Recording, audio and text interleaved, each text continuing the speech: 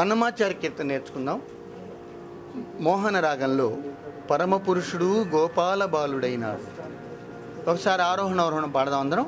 మోహన సరి గ ప ద స స ద ప గ రి స. పరమపురుషుడు గోపాల బాలుడైనాడు. పరమపురుషుడు గోపాల బాలుడైనాడు. పరమపురుషుడు గోపాల బాలుడైనాడు. పరమపురుషుడు గోపాల బాలుడైనాడు. మొదటిసారి సంగతికి రెండో సంగతి రెండు అంటా నేను, రెండు అనండి మీరు. పరమపురుషుడు గోపాల బాలుడైనాడు.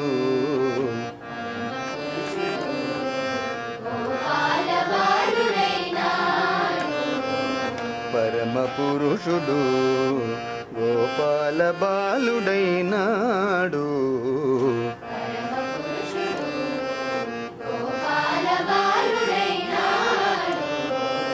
మురహరుడు ఎదుట ముద్దుగారేనిదివో. మురహరుడు ఎదుట ముద్దుగారేనిదివో.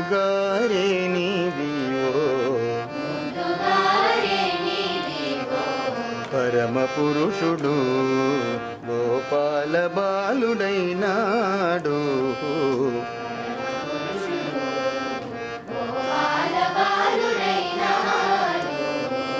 మురహరుడు ఎదుట ముద్దుగారేనిదివో.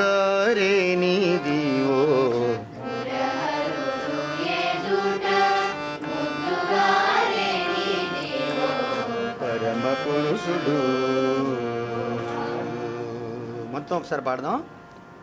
పరమపురుషుడు గోపాల బాలుడైనాడు. పరమపురుషుడు గోపాల బాలుడైనాడు. గోపాల బాలుడైనాడు.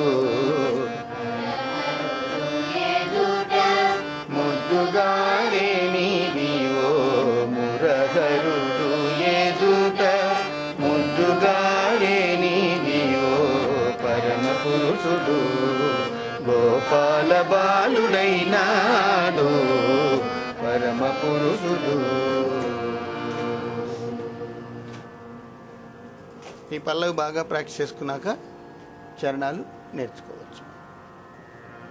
ఈరోజు మనం రాగాల గురించి తెలుసుకునేటువంటి వాటిల్లో అంశాల్లో హంసధ్వని రాగం గురించి కొద్దిగా తెలుసుకున్నాం. హంసధ్వని రాగం గురించి ఎవరికి తెలుసు? వీళ్ళు ఎవరికైనా తెలుసా?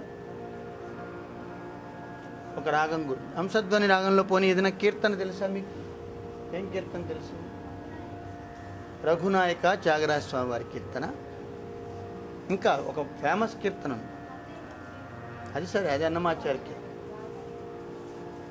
అందరూ పాడేది, కచేరీలో మొట్టమొదటి పాడేటువంటిది, లలిత సంగీత కచేరీలో పాడేటువంటిది, శాస్త్రీయ గాయకులు అందరూ పాడేటువంటిది వాతాపి గణపతింబజే. అది హంసధ్వని రాగం, దీక్షితార్ కీర్తన, చాలా ఫేమస్. అది పాడందే దేశంలో ఏ కచేరీ సామాన్యంగా జరగదు విఘ్నేశ్వరుడి మీద. అలాగే సినిమా పాట కచేరీ చేసేవాళ్ళు కూడా ఘంటసాల గారు పాడారు కాబట్టి మొట్టమొదటి ఆ పాట పాడి అదే రాగంలో ఆయన అంత చక్కగా కీర్తన పాడారు కాబట్టి. ఈ హంసధ్వని రాగం శంకరాభరణ రాగ జన్యం. సరిగమ పద ని స సని ద ప మ మ గ రి స. ఇది శంకరాభరణ రాగం, 29వ మేళకర్త. ఈ రాగంలో సరి గ ప ని స అంటే మా మధ్యమం దైవతం, ఈ రెండు స్వరాల్ని వదిలివేసి సరి గ ప ని అని 5 స్వరాలతోటి ఉంటుంది ఆరోహణం. అవరోహణం సని ప గ రి స. ఔడవ రాగం. 5 స్వరాలు ఉంటే ఔడవం అంటాం మనం. ఆరోహణలోని 5 స్వరాలు, అవరోహణలో 5 స్వరాలు కాబట్టి ఔడవ రాగం చాలా ప్రసిద్ధమైనటువంటి రాగం, మంగళప్రదమైనటువంటి రాగం. ప్రారంభానికి అంటే ఎవరైనా కచేరీ ఆరంభించేటప్పుడు సాంప్రదాయ విధానంలో పాడదగినటువంటి రాగం. ప్రారంభ రాగాలు కొన్ని ఉన్నాయి. ఆరభి, తర్వాత హంసధ్వని, నాట, ఇలాంటి వాటితో మొదలు పెడతారు. మధ్యమావతి, సురటి ఇలాంటి వాటితోటి ముగిస్తారు. అది ఒక పద్ధతి. అలాంటి రాగాల్లో ప్రసిద్ధమైనటువంటిది. ఒక్కసారి ఆరోహణ అవరోహణ అనిపిస్తాం మీ చేత.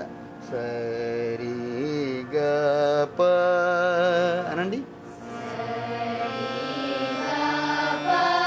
నీ సా సా ని ప గ రి సా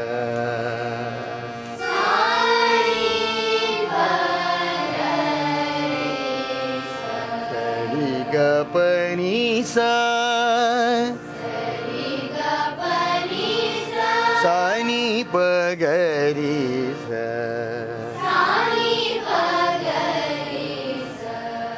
ఇందులో గాంధారం, నిషాదం, జీవస్వరాలు. గపని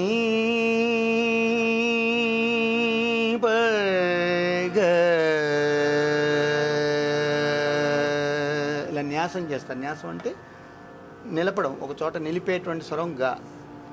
గపని రీ సా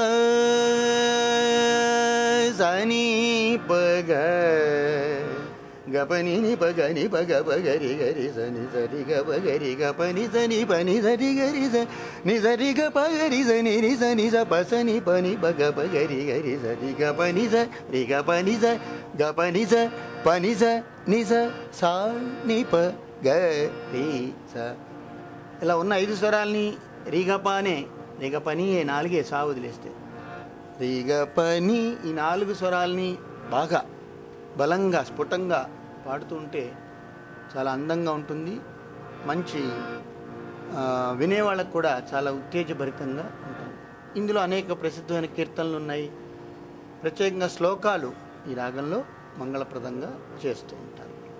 ఇది ఈ హంసధ్వని రాగం గురించి ఇవాళ మన క్లాస్లో మనం క్లుప్తంగా తెలుసుకున్నాం. ఇలా ఒక్కొక్క క్లాస్లో ఒక్కొక్క రాగం గురించి మన అకాడమీ క్లాసులో తెలుసుకోవడం, మీ అందరికీ తెలియజేయడం ఒక సంప్రదాయంగా మనకుందన్న విషయం మీ అందరికీ తెలుసు కదా. రాగాన్ని గురించి తెలుసుకుంటూ అది నేర్చుకుంటే ఇంకా బాగా మీరు నేర్చుకోవచ్చు. అది విషయం.